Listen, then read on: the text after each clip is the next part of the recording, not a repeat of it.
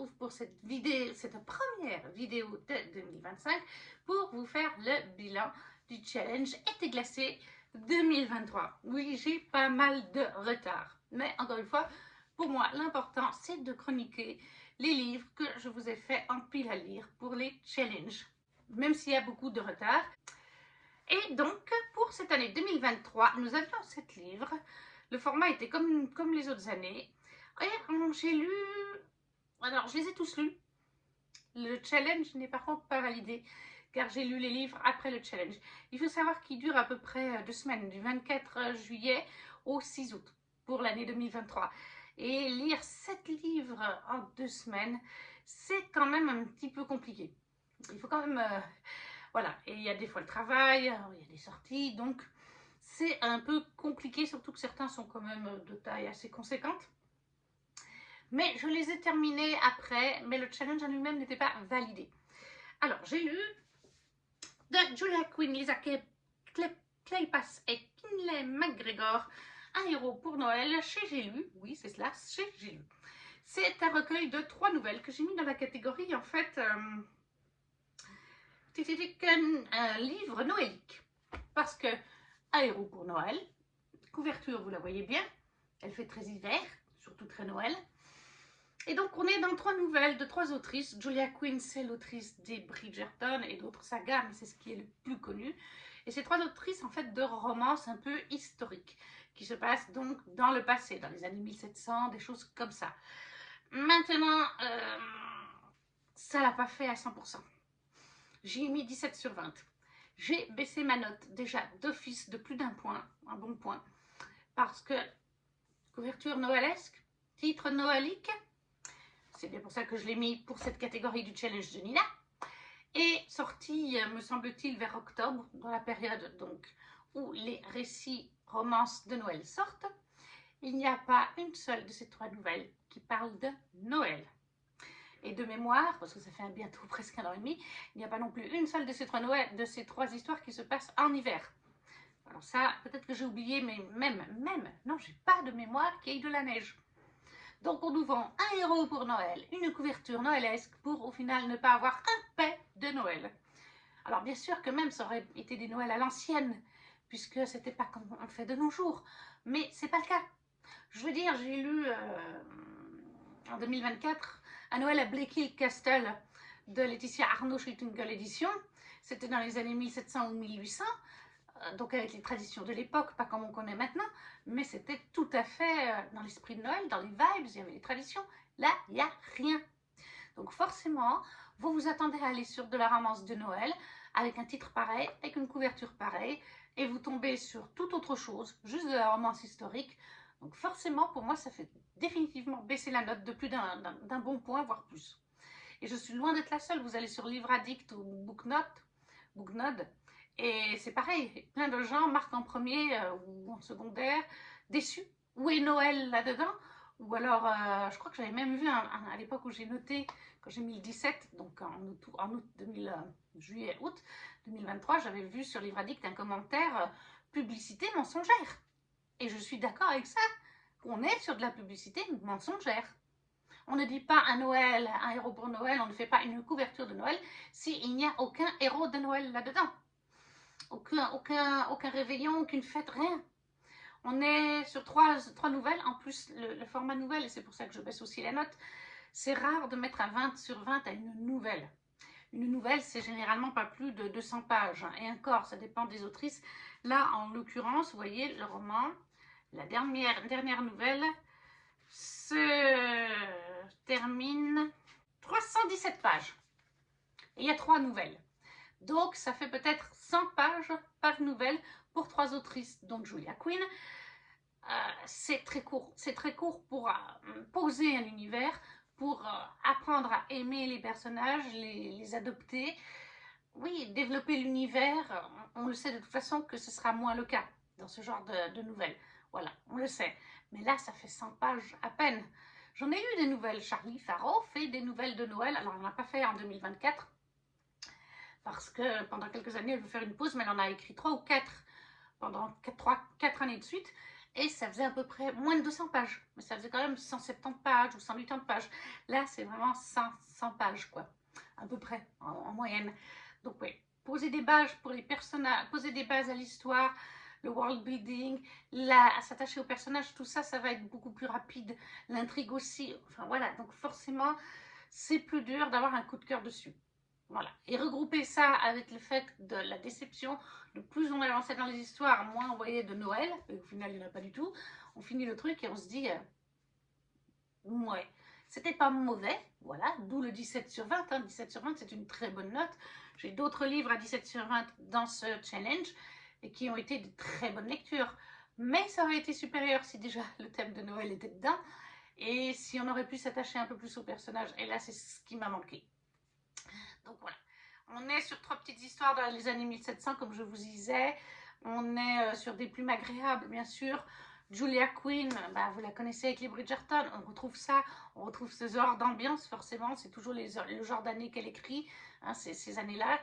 Donc voilà, ça nous permet de replonger avec elle, d'en découvrir 2 autres qui ont une plume aussi très agréable aussi. Mais encore une fois, on ne peut pas se fier vraiment à cette plume vu que c'est vite fait les 100 pages. Hein. On est sur des petites romances, doudou, cocooning quand même, ça oui. 2 d'entre elles de mémoire parlent de mariage aussi. Donc si vous aimez bien les mariages, ça oui. Mais si vous le voyez en magasin et que vous voulez le prendre pour sa couverture et sa thématique de Noël, au final, ben non, lisez-le n'importe quand dans l'année, mais ça ne fait pas Noël. Voilà, donc pour moi c'est un 17 sur 20. Lecture agréable, mais ben, ça va trop vite. On a du mal à s'attacher au personnage et il n'y a pas du tout de Noël. Ça, c'est le gros point noir. Même pas d'hiver. Comme je vous dis, il me semble même pas qu'il y ait une des histoires qui se passe pendant l'hiver. Donc, bref. J'ai lu Un héros pour Noël de Julia Quinn, Lisa Kleypas et Kinley McGregor. Je précise, les 2 autres, je ne les connaissais pas. Leur plume n'était pas mauvaise du tout. Et ça, c'était donc pour le livre noëlique. Donc, en plus, merci, j'étais bien à côté de la catégorie à cause de ça. C'est là qu'on voit que des fois, des livres, on ne peut pas se fier aux couvertures, quoi, au final, pour faire le challenge. Après, pour la catégorie moins de 300 pages, alors, il en faisait 317, 316, mais pour moi, ça fait moins de 300 pages parce que bah, les débuts de chapitre sont au milieu et les fins de chapitre sont souvent au milieu aussi. Donc là, un début, une fin de chapitre, le début de l'autre côté sur la page derrière. Vous pouvez enlever facilement 30 pages selon le chapitrage. Vous enlevez bien une trentaine de pages. Plus au début, on sait très bien qu'au début, hein, voilà, le tome commence à la page 9. Donc vous enlevez bien une trentaine de pages. Pour moi, ça faisait moins de 300 pages. Donc j'ai mis Meilleurs vœux et va au diable chez Hugo format poche de Émilie Parizeau. Et là j'ai mis 17 sur 20. Alors j'ai mis la même note que l'autre, mais là, oui, merci Hugo. Couverture noélique, hiver, titre noélique, hiver. Oh, meilleurs vœux, oui, voilà. On est dedans. Là, on se passe, alors je ne sais plus, je crois qu'on est en France quand même, je suis plus sûre. Et on a une jeune femme qui s'appelle Colline. Colline, elle tient une petite boutique depuis 4 ans dans une petite village, plutôt une petite ville, et c'est une boutique de décoration. Mais une sorte de maison du monde ou de Jiffy, mais c'est sa boutique à elle, son petit cocon à elle, c'est elle qui choisit, elle travaille d'ailleurs toute seule, c'est elle qui choisit les produits qu'elle va mettre dans la boutique.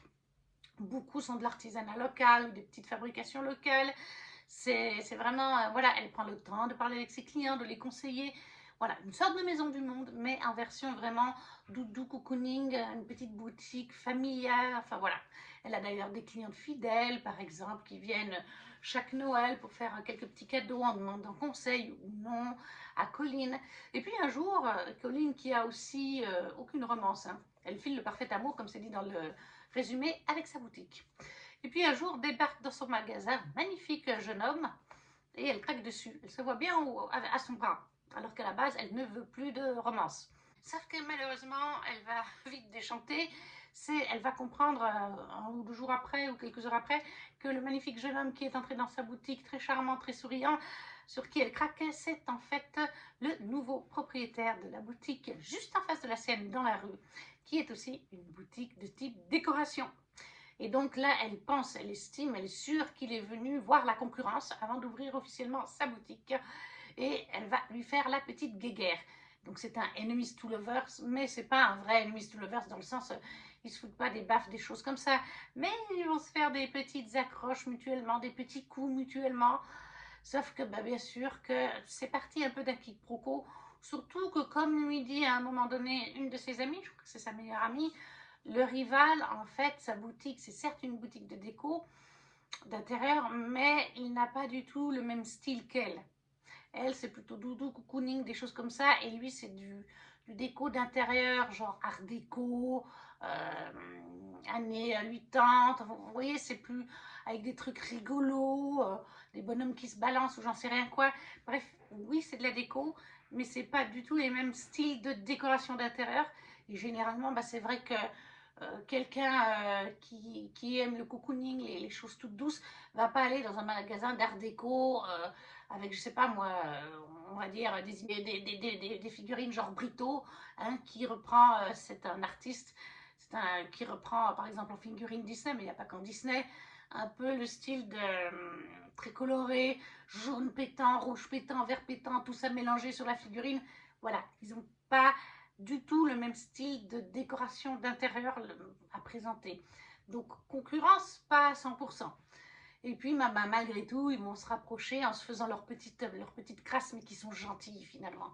Il n'y a rien de méchant là-dedans. Et bien, notre héroïne, Colline, va aussi se rendre compte que, je ne sais plus comment il s'appelle, je crois que c'est pas dit. Non, dans le titre, c'est plus dit. Mais elle se rend compte aussi qu'il cache des choses. Voilà, c'est vrai, nous aussi, on s'en rend compte. Elle va aussi faire sa curieuse, d'autant plus qu'il va y avoir un rapprochement. Vous vous doutez. C'était mignon, c'était tout doux, c'est pas un coup de cœur. Voilà, encore une fois, peut-être que ça va un peu vite aussi. Comme je vous dis, il fait 316 pages, moins les en-têtes de chapitre et les fins de chapitre, moins les 9 premières pages, parce qu'il y a toujours quelques pages en moins au début des romans en français. On est sur, je pense, 390 pages, quelque chose comme ça, 290. Et du coup, bah, je trouve que ça va assez vite. Même la partie mystérieuse de l'homme, où elle va creuser un petit peu, elle va découvrir quelque chose que j'ai trouvé très sympa, mais on aurait pu le creuser encore plus longtemps, plus en profondeur, leur personnalité. Ils auraient pu se faire des crasses en plus, ça ne m'aurait pas dérangé non plus. Et les suivre un petit peu plus après, une fois que la romance vraiment s'est enclenchée entre eux. Je crois qu'on n'a pas d'épilogue. Ah oui, on a un épilogue, on a un petit épilogue. Mais j'aurais voulu rester plus longtemps avec eux. C'est pour montrer que là, on s'est déjà plus attaché à eux. Mais j'aurais voulu encore plus apprendre à les connaître, à les suivre un peu plus longtemps, un peu plus en profondeur quand même. Mais c'était vraiment doudou, c'était agréable, on a le smile quand on voit certaines de leurs petites choses qui se font. Et puis bah là, oui, la couverture et le titre sont justes. On est vraiment début décembre, je crois, ou fin novembre, quand la boutique du rival va ouvrir, juste avant le gros rush de Noël. Et ils se font des petites crasses pendant les fêtes de Noël et tout ça. À un moment donné, vous savez, vous avez les commerces, des fois à Noël, ils font une journée où ils vont se mettre dans la rue. Souvent le week-end, ça se passe pour vendre leurs produits, interpeller les gens qui passent et tout. Et donc ben, là, c'est un peu le cas. Les commerces, ils ont une journée où ils font ça. Et ils vont essayer de se prendre les clients l'un et l'autre parce qu'ils ont... elle a une amie qui vient l'aider, de mémoire. Peut-être sa mère, je ne sais plus. Mais en tout cas, elle a de l'aide. Elle a une amie qui vient l'aider. Et l'amie, elle n'hésite pas genre, à aller presque à la table des rivaux pour chercher des potentiels clients. Lui, il met en avant sur son stand extérieur des petites choses qui fait que Colline, elle est un petit peu comme ça. Enfin voilà, on est vraiment dans l'ambiance de Noël. Il y a vraiment de la neige qui tombe, il y a les musiques, il y a les décorations. Ça prend peut-être pas le pas sur l'histoire, mais c'est bien présent comparé à l'autre truc d'avant où il n'y a rien, où c'est mensonger. Donc forcément, je ne sais plus si j'ai lu celui-là en premier ou si j'avais lu en premier Un héros pour Noël, mais on passe du coq à l'âne. Donc beaucoup plus dans le thème, ça c'est sûr. Lecture très agréable, juste un peu court, que j'aurais voulu plus de profondeur pour les personnages, rester plus longtemps avec eux et qu'ils se fassent un peu plus longtemps la guéguerre aussi. Donc meilleur vœu Eva au diable d'Émilie Parizeau chez Hugo, format poche, 17/20 pour le livre de moins de 300 pages. Ensuite, pour le livre polaire, c'était tout trouvé et là on était bien dans la neige, pas dans Noël mais dans la partie hiver polaire. Elvira Kevlar des clans unifiés de Tif aux éditions Plume Blanche dans cette magnifique édition. Et ça, c'est un spin-off de la saga de la duologie Alunia de Tif, toujours chez Plume Blanche. On va suivre ici Elvira, qui est en fait la Kevlar des clans unifiés. On la rencontre pour la première fois dans le tome 2 d'Alunia. Elle va apparaître quelques chapitres, pas très longtemps, mais elle avait déjà fait forte impression à la communauté avec les personnages auxquels elle est liée familièrement. Oui, il est de sa famille, ce personnage-là. Et en fait, la Kevlar des clans unifiés, c'est la chef spirituelle d'un pays qui est, je ne me rappelle plus, laissez-moi juste regarder.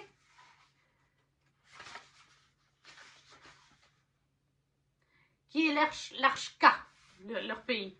Voilà, là vous avez le pays d'Alunia, là vous avez le leur, qui est l'Archka.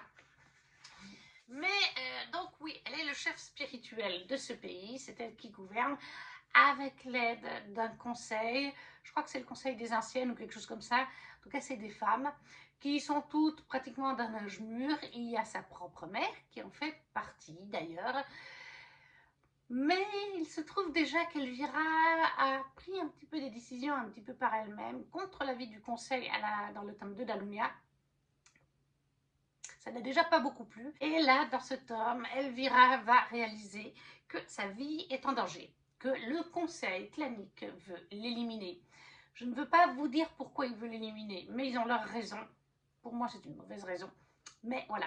Il faut savoir qu'Elvira, en plus, la Kevlar, c'est parce qu'elle est élue par le conseil, non pas juste parce que c'est une bonne guerrière ou quoi que ce soit, c'est parce qu'elle est le guide.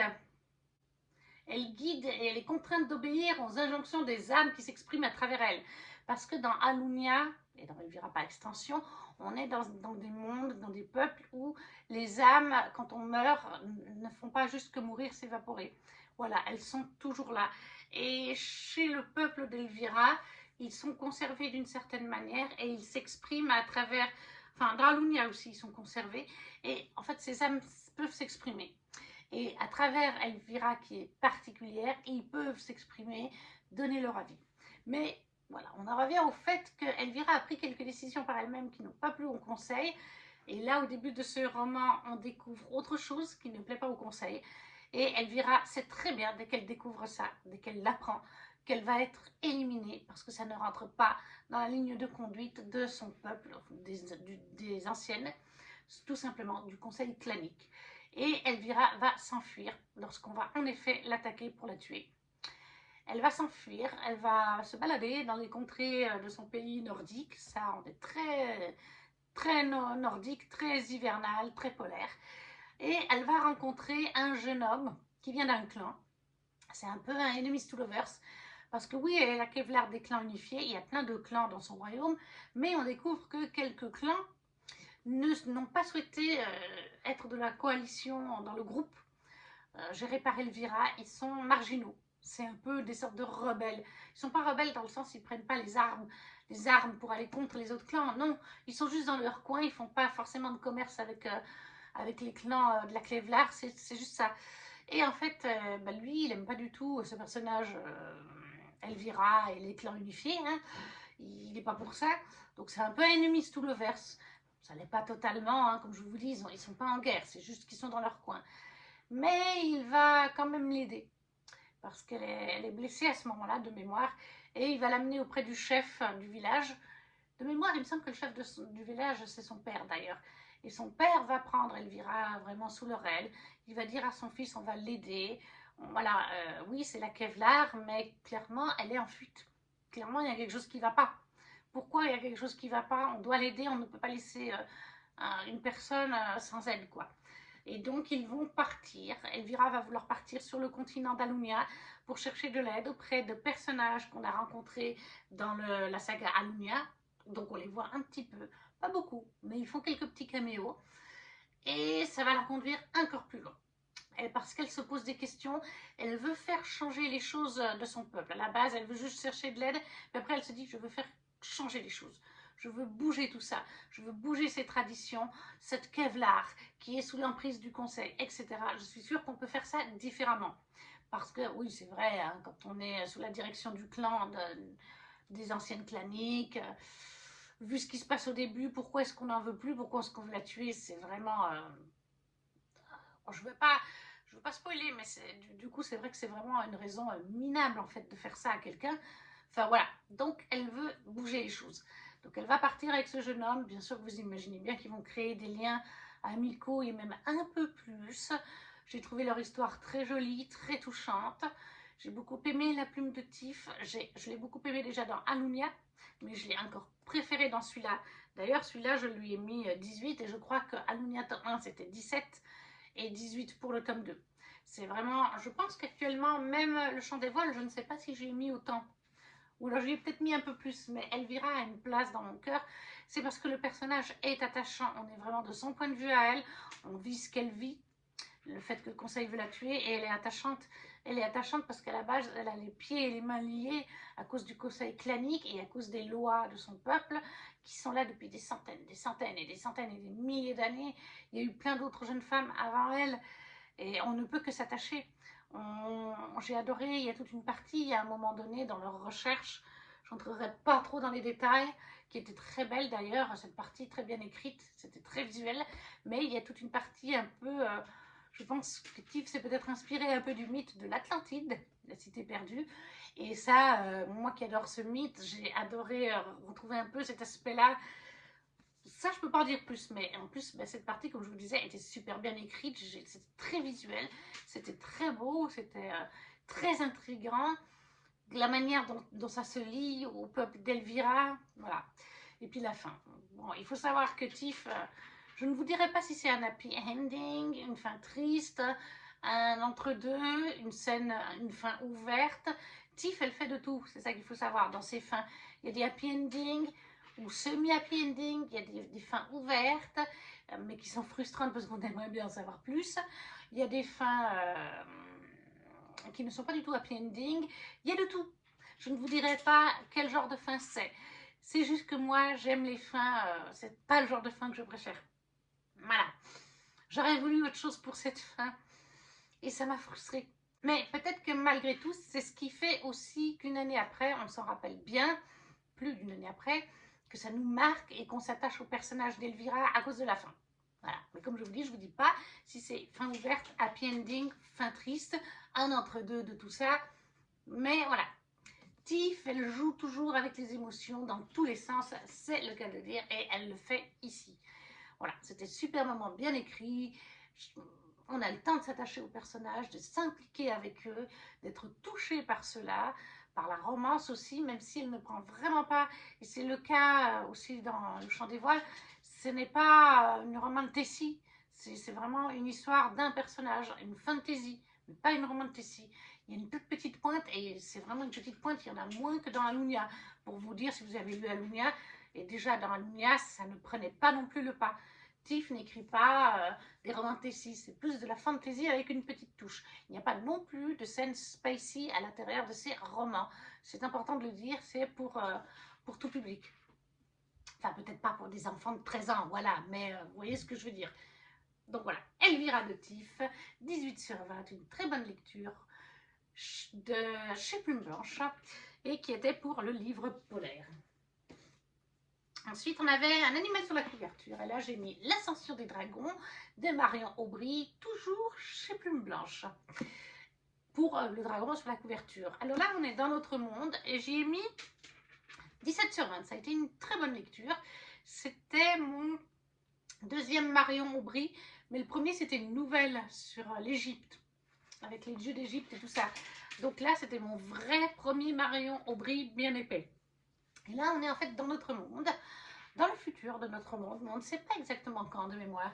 Et on va suivre en fait Enma, qui est une jeune femme qui est en fait la reine des dragons.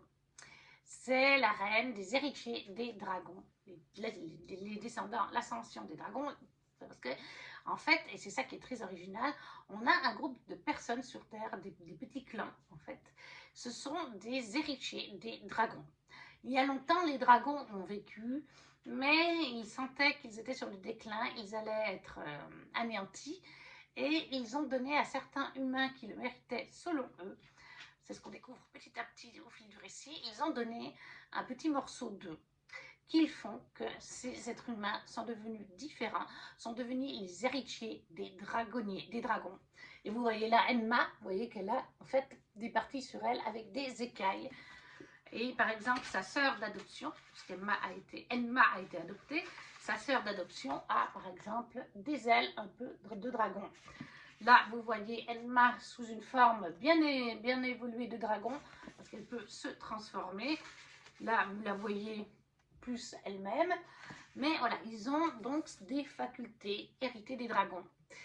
De mémoire, ils ont plus de force aussi. Chacun a un pouvoir ou quelque chose qui lui est propre. Et Enma, c'est la plus puissante d'entre eux. C'est pour ça qu'elle est la reine des dragons. Elle a été retrouvée dans une grotte ou quelque chose comme ça. Et elle a un papa d'adoption avec une sœur d'adoption. Comme quoi, les liens du sang ne sont pas forcément les plus forts puisqu'elle adore sa sœur. Et en fait, dans ce monde, pour l'instant, les humains ignorent qu'il y a ces gens-là. Ils se cachent. Ils sont en petits clans qui vivent dans des grandes maisons, des choses comme ça, dans différentes parties du monde. Mais il se passe des événements sur Terre. Et assez vite, les clans comprennent, enfin certaines personnes des clans comprennent qu'il doit y avoir là-dessous un héritier ou plusieurs qui font peut-être pas partie de clans ou traîtres qui font des conflits sur Terre, qui font des attentats. Voilà, des attentats. Et très vite, les êtres humains comprennent qu'il y a un truc louche là-dessous. Ils essayent de mettre les bouts, les morceaux entre eux. Et il va être décidé qu'en fait, Enma va se présenter à eux. Et de mémoire, elle se présente au président français. Donc, il me semble que l'histoire en elle-même se passe en France. Je ne sais pas pourquoi j'avais Emmanuel Macron quand je lisais le roman. Et du coup, oui, elle se présente au gouvernement français, au président. Voilà, en disant, voilà, je suis la reine des dragons, nous sommes les héritiers des dragons ont bien existé. Elle explique ce que je viens de vous dire. Bien sûr que vous imaginez bien qu'il y a certains politiciens état-major qui veulent les dégommer, les zigouiller. De toute façon, c'est le cas dans notre planète, même actuellement, c'est comme ça. Si vous êtes un peu différent, si votre peuple est un peu différent, hein, voilà, donc là, c'est pareil. Ce qu'on ne connaît pas, on en a peur, on veut faire le mal.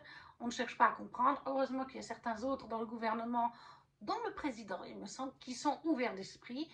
Et bien après, bien sûr, ça va partir en politique avec des réunions avec les dirigeants par projecteur, tout ça, pour décider quoi faire, comment gérer ça. Enma, elle est par là, il y a d'autres représentants. Des Jeux olympiques spéciaux avec ces gens-là vont être décidés pour montrer au peuple leur pouvoir, pour montrer leur force, pour les mettre en avant, mais pas pour montrer que tous ne sont pas mauvais, comme les terroristes qui font du mal à des humains. Et en parallèle de ces jeux, en parallèle de la politique, Enma recherche qui fait ça, pourquoi, quelles sont les revendications de ces personnes qui ne font pas partie des clans et qui veulent faire du mal aux humains. On a aussi en parallèle on a donc son présent, mais on a son passé. Alors on revit son passé quand elle est découverte, toute petite, je vous en dirai pas plus. On a son évolution au fil des années, quand elle est petite fille, quand elle devient adolescente, ses rencontres, son love interest, parce qu'il y a un love interest, comment l'histoire s'est faite entre eux, parce qu'elle est un peu compliquée, leur histoire d'amour aussi. Et parce qu'en plus, ils vivent assez longtemps, hein, ces personnages-là. Ils ont une longévité plus longue de mémoire. Moi, j'ai bien aimé. J'ai trouvé ça original de par le fait que les dragons donnent une petite portion d'eux, d'une certaine façon, ce qui donne un pouvoir à certains êtres humains qui le méritaient et dont la lignée de cet être humain héritera des descendants. Et le fait, voilà, comment les gouvernements gèrent les choses quand ils découvrent qu'ils ne sont pas les seuls, qu'ils ne sont peut-être pas les plus forts. C'est tout à fait le genre, je suis sûre que si ça arrivait demain, ça serait comme ça en fait. Voilà, c'est les gouvernements, c'est comme ça. C'est bien amené, moi j'ai bien aimé, ouais, très original sur ce point-là. La plume de Marion est très agréable. Les temporalités sont bien aussi. À un moment donné, j'étais perdue. C'est vrai, il y a une ou deux fois où j'étais perdue, mais plus tard, ça s'explique grâce aux temporalités quand on remonte le temps. Et là, on se dit, ah, d'accord, on comprend mieux pourquoi elle réagit ou lui réagit comme ça. Mais voilà, très bien écrit. Moi, j'ai bien aimé ces dragons différents. La fin est ouverte. La fin est très ouverte sur une suite. Alors, c'est pas le genre de fin que j'aurais espéré. Ça, je me rappelle très bien. Ça m'a laissé un peu sur les fesses. Mais non, en fait, j'espérais autre chose. Dans quel sens, je ne peux pas vous le dire. Voilà, je pense que si vous l'avez lu, vous comprendrez. Mais c'est vrai que c'est très ouvert. Et Marion le dit, ça reste ouvert. Peut-être qu'un jour, elle y reviendra pour écrire une suite. C'est une grosse possibilité.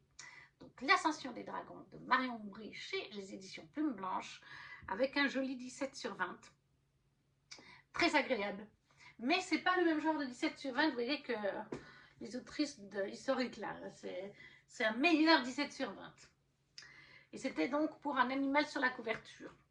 Ensuite, on a Livre offert, et j'avais choisi Les Prélats de Phanéas de C. Abécassis Weigel, en auto-édité, même si c'est en fait la maison d'édition Beryl.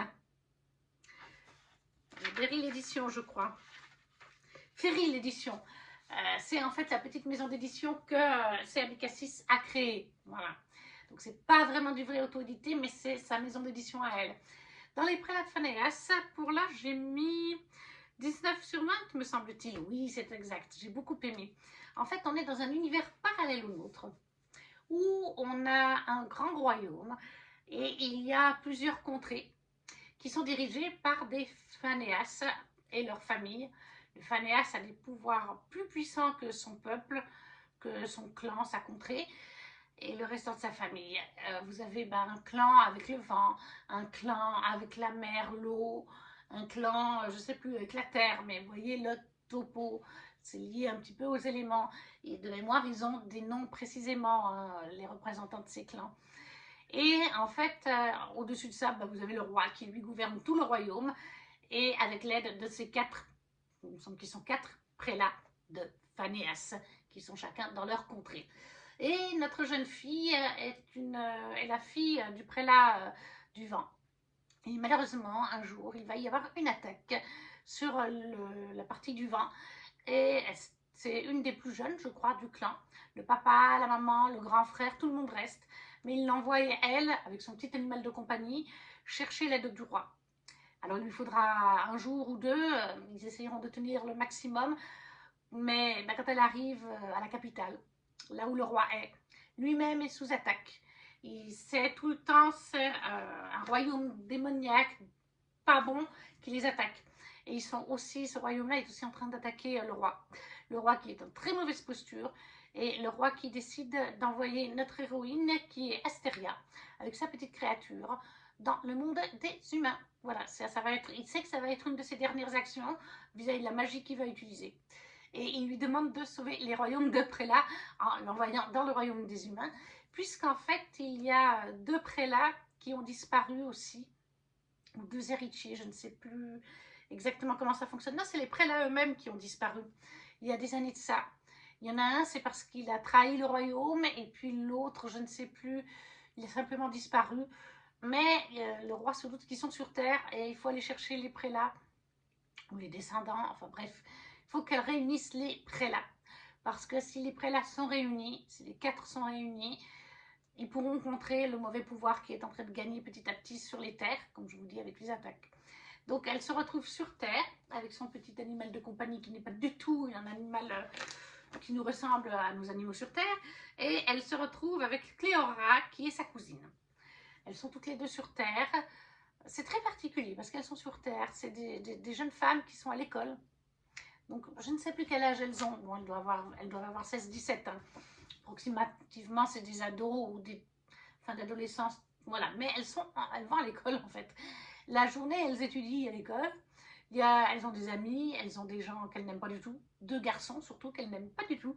Quand l'école finit, elles rentrent et elles ouvrent un espèce de petit café, petit bar café, qu'elles ont ouvert ensemble, qu'elles ont lancé ensemble. Et voilà, elles ouvrent ça quelques heures par jour pour gagner un peu d'argent. Elles vivent au-dessus de leur petit café-restaurant, de leur petit commerce. Voilà, et en fait, il va y avoir des intrigues avec les deux jeunes hommes qu'elles n'aiment pas trop. Ils vont commencer à se rapprocher. Chacune va un petit peu, on sent, avoir un love interest avec l'un des deux jeunes hommes. Et à côté de ça, elles doivent retrouver le moyen, retrouver les prélats qui seraient sur Terre. Elles doivent aussi, elles découvrent qu'il y a un peu de magie chez les humains. Alors elles en sont capables. Hein. Il y en a une, c'est l'héritière du vent, je vous ai dit. C'est Astéria, elle fait partie de la famille du vent. Et Cléora, en fait, fait partie de la famille des mères de l'eau. Donc, elles ont chacune leur pouvoir, hein, ils fonctionnent sur Terre. C'est juste qu'elles le cachent. Mais elles doivent retrouver les deux prélats. Celui qui manque et celui qui a trahi, enfin, quelque chose comme ça. Mais en même temps, elles sentent qu'il n'y a pas que ça. Enfin, elles sentent qu'il y a des créatures, des personnes magiques qui ne devraient pas être là. Et qui les attaquent, d'ailleurs. Et elles se demandent comment c'est possible. Parce que pour passer d'un royaume à l'autre, il faut soit être le roi, comme il a fait, pour la faire passer Astéria, soit trouver certains objets magiques qu'elles savent qui sont là. C'est d'ailleurs une des quêtes qu'elles ont, c'est de retrouver ces objets, dont un qui leur permettra de rentrer à Phanéas. Qu'elles aient retrouvé les prélats ou pas, elles veulent savoir où on est, leur famille, où on est le royaume aussi. Donc voilà, elles cherchent ces artefacts magiques. Elles savent qu'il y a des gens là qui cherchent à leur nuire d'ailleurs. Petit à petit, elles vont avoir des attaques sur elles. Au début, c'est pas sur elles. Petit à petit, ça va être sur elles. Donc elles savent qu'elles ont été découvertes. Elles se rapprochent de ces deux jeunes garçons qui deviennent un peu leur love interest, même si pour Astéria, c'est clairement un love interest enemies to lovers au début. Hein. Clairement, ils ne peuvent pas se piffrer. Pendant une bonne partie du roman, c'est ça. Mais on sent que ça cache des sentiments l'un pour l'autre quand même. J'ai beaucoup aimé la plume, j'ai beaucoup aimé le royaume des prélats de Phaléas, parce que par exemple, il y a de l'inspiration un petit peu de mythologie. Alors, je ne saurais plus vous dire où, comment, mais il me semble qu'à un moment donné, on nous parle de Mjolnir. Mjolnir, dans la mythologie scandinave, c'est le marteau de Thor. Alors là, il s'appelle Mjolnir, mais c'est pas un marteau. Mais il a des pouvoirs aussi, cet objet. Voilà, il y a des inspirations, et c'est pour plusieurs choses comme ça. Pour peut-être des noms de lieux. Mais là, ça fait 1 an et demi que je l'ai lu, donc je ne peux plus vous le dire. Mais oui, il y avait des inspirations de mythologie, des noms de mythologie qui sont, surtout nordiques, qui sont détournés et recréés pour cet univers de fantasy. Et comme c'est un monde parallèle au nôtre, on peut alors se dire, et bien finalement, enfin, peut-être qu'on verra dans la suite du roman, ce sera peut-être le cas, on peut se dire, eh bien le Mjolnir et certains noms de la mythologie proviennent peut-être du fait que c'est deux mondes parallèles et que des gens arrivent à y aller. Il y a peut-être de ça dans la vraie mythologie nordique, c'est ce qu'on peut se dire quand on lit ça, que les fondements de la mythologie prennent peut-être des bases dans l'autre royaume. J'ai beaucoup aimé justement ça. Après, ça, c'est des subtilités où le nom va s'écrire à une lettre près, presque pareil, mais ça se prononce pareil. J'ai vraiment adoré ça. J'ai beaucoup aimé la plume de C. Abécassis Weigel que je découvrais. Il faut vraiment que je lise la suite. J'ai vraiment adoré. La fin m'a mise sur le popotin. Alors clairement, il y a des choses que j'ai vues venir. C'est du young adulte, mais il est bien écrit. Mais du coup, oui, il y a des choses qu'on voit venir. Il y a clairement plusieurs choses que j'ai vues venir. Par contre, il y en a une que je n'avais pas du tout vu venir. Il y en a une par contre, celle de la fin, qui laisse vraiment sur le popotin. Alors ça, ah non, ça, j'avais pas compris. J'avais pas compris ça du tout en fait. Mais ouais, très bonne écriture, très bon univers, bien développé. Il y a juste le côté, je pense que ça peut déplaire à certaines personnes. Moi, ça m'a pas dérangé.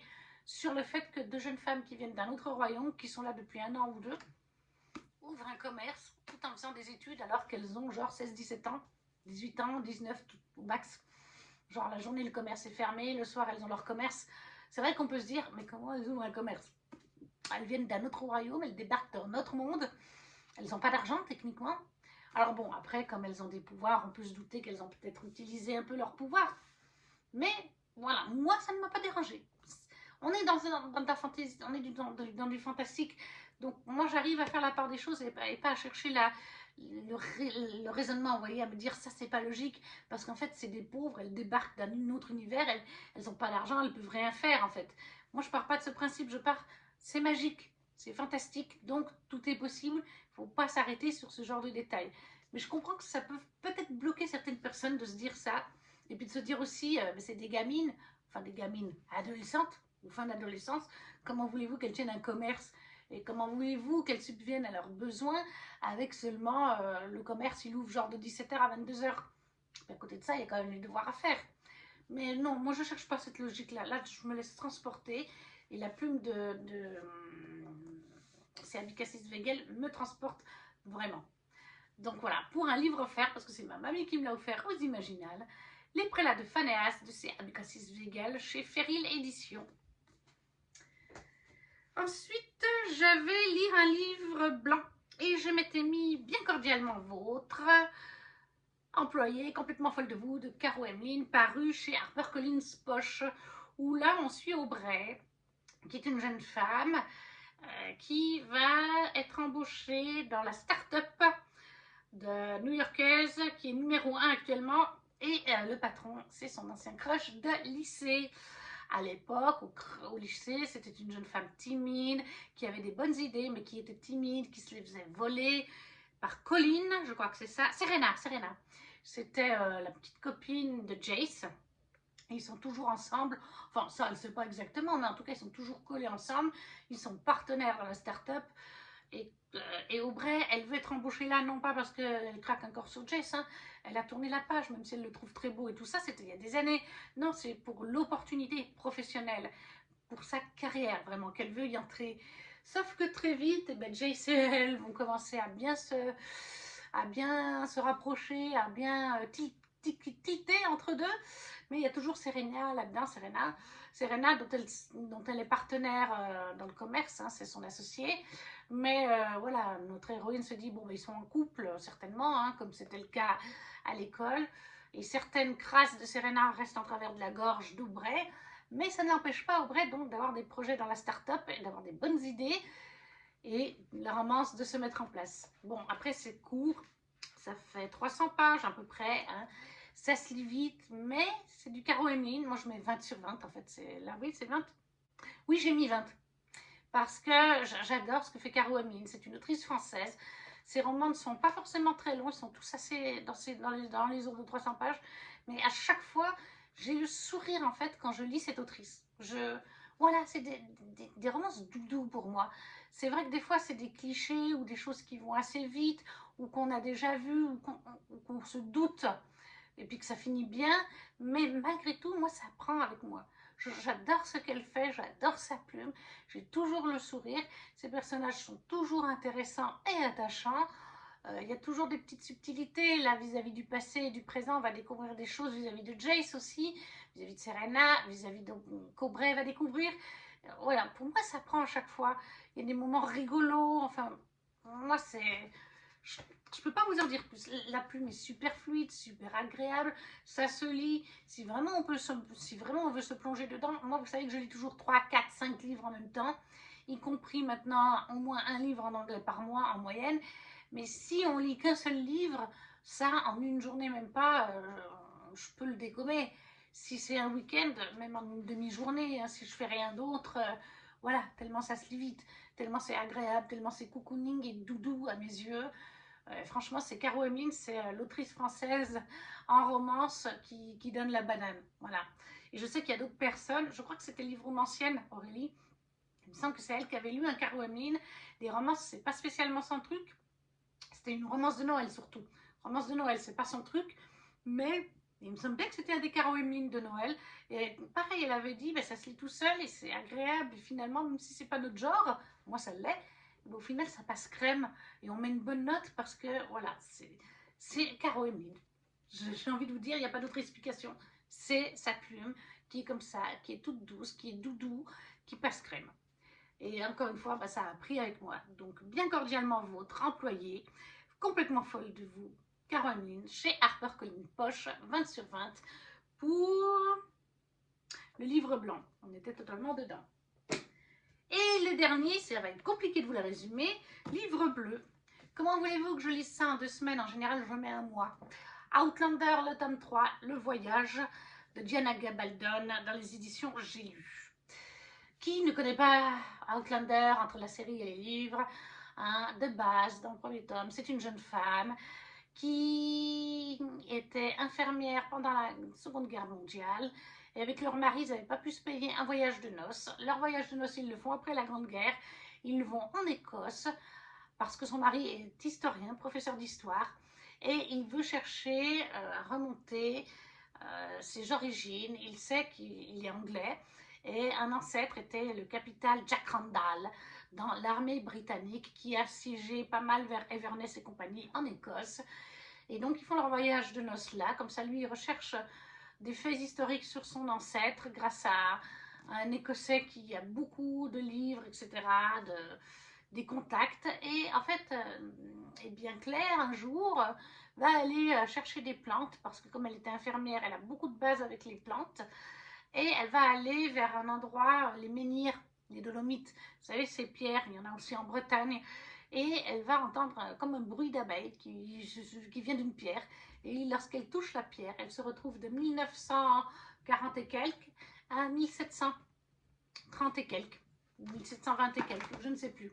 Bref, elle est remontée de 200 ans en arrière. Elle va mettre du temps à comprendre d'ailleurs, hein, et après il va falloir qu'elle se fasse à cette vie. Elle ne comprend pas tout de suite, enfin elle comprend que ça vient des menhirs, mais après elle va être capturée, donc il faut qu'elle puisse les retrouver. Et puis à cette époque-là, les femmes n'avaient pas les mêmes droits, elles n'étaient surtout pas infirmières, c'était des sorcières. Donc sa magie, c'est comme ça que c'est considéré, hein, ce qu'elle fait avec les plantes et tout ça, de la sorcellerie, alors que non, c'est juste une infirmière de 1940 et quelques. Elle n'a rien d'une sorcière, donc elle doit faire très attention.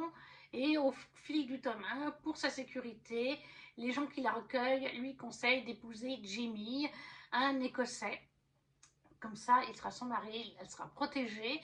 Donc elle le fait. Au début, ils ne s'aiment pas, mais on sent qu'il y a une tension entre eux. Mais au fil de l'histoire, au fil du tome 1, ils tombent amoureux. Donc voilà, Claire a deux amours, celui du présent en 1940 et quelques et celui dans les années 1740 et quelques. Et c'est un univers avec le voyage dans le temps et tout ça, c'est assez complexe. Je ne peux pas trop en résumer, mais là, dans ce tome 3, on va être encore une fois dans le présent et dans le passé. Alors là, je spoil un petit peu, parce que sinon je pourrais rien vous dire du roman. Donc si vous comptez lire cette saga et que vous n'aimez pas les spoilers, ben, passez cette partie-là. C'est pour ça que j'ai mis le livre en dernier. Si vous avez déjà lu ou que ça ne vous intéresse pas, ou que vous vous en fichez des spoilers, ben, vous pouvez regarder. Donc voilà, dans cette partie-là, Claire va donc découvrir que Jamie est vivant, qu'il n'a pas été tué à la bataille de Culloden.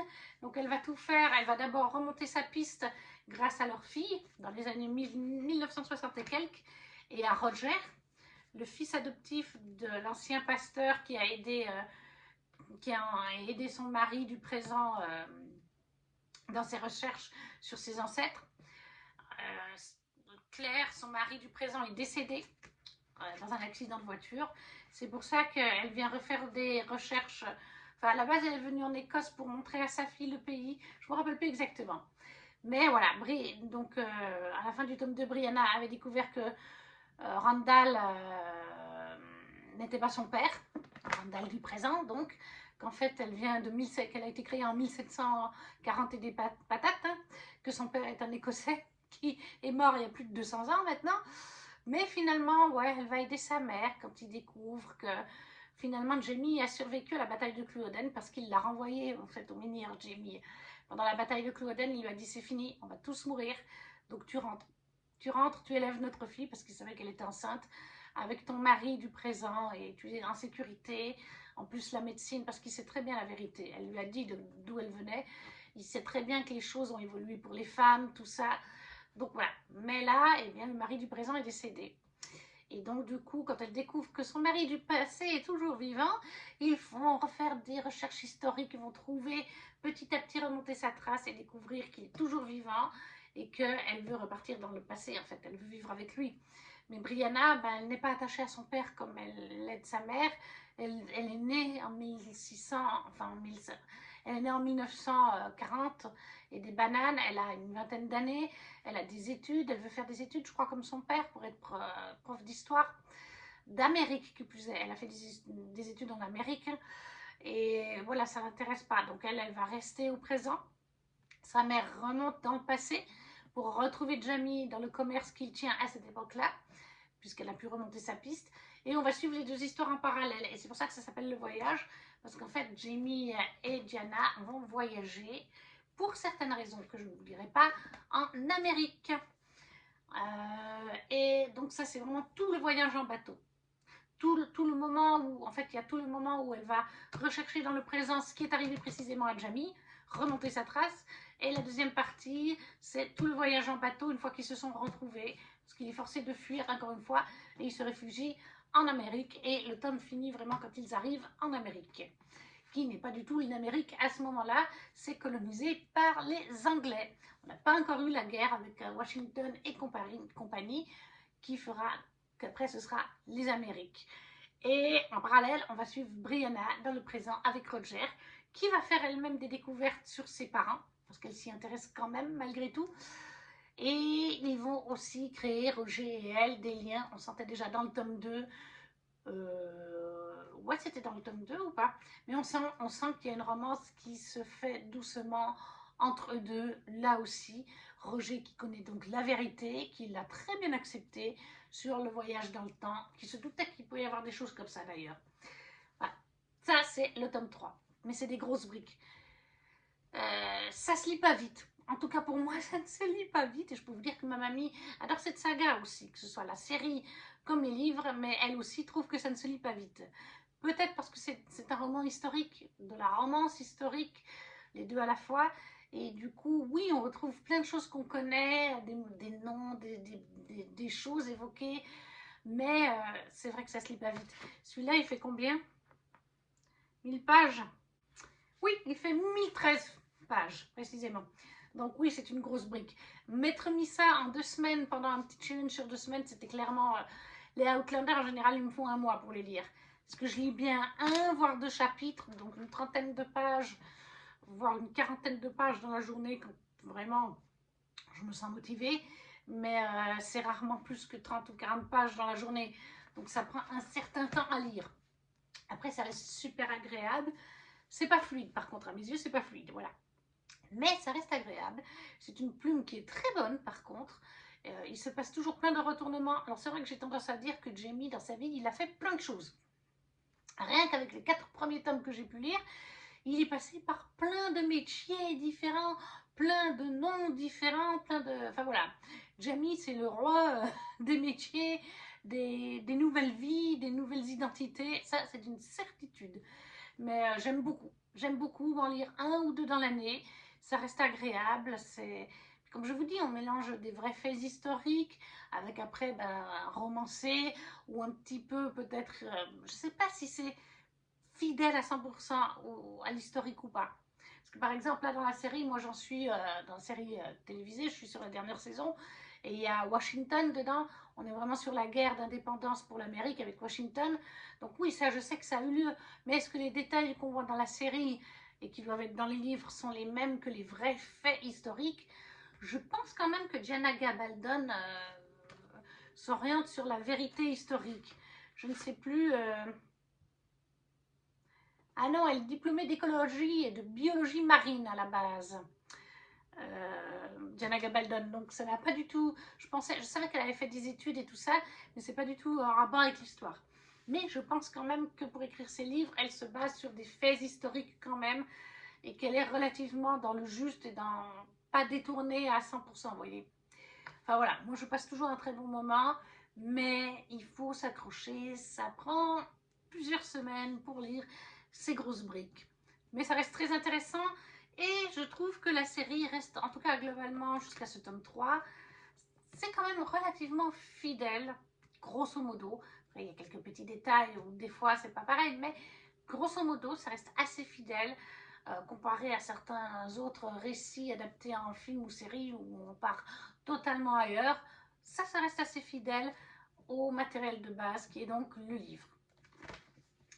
Et voilà, on a donc terminé pour aujourd'hui. Je vous ai présenté les 7 romans lus pour ce Challenge Été glacé 2023, même si certains ont été lus un petit peu en dehors, un petit peu après du challenge. Le challenge en lui-même n'a pas été validé, mais tous les livres ont été lus. Globalement, on est sur une moyenne de 17-18, un 20, un 19. Une bonne moyenne de 17. Je pense que la moyenne de tout ça, ça doit faire un 18. Si on englobe toutes les notes, ça a été des bonnes lectures. J'ai passé des moments agréables. Même si, comme je vous ai dit, il y en a un qui m'a un peu déçu, c'est resté quand même agréable à lire. Pas de grosses déceptions, pas de livres où j'y allais à reculons. Donc ça, c'est toujours un plus. N'hésitez pas à me dire en commentaire si vous avez lu certains de ces livres, s'ils vous font envie, si vous ne savez pas comment mettre un petit emoji pour soutenir la chaîne. Pareil, un petit pouce pour aider à partager la vidéo si le cœur vous en dit. Et nous, on se retrouve très vite pour une nouvelle vidéo. Ciao, ciao!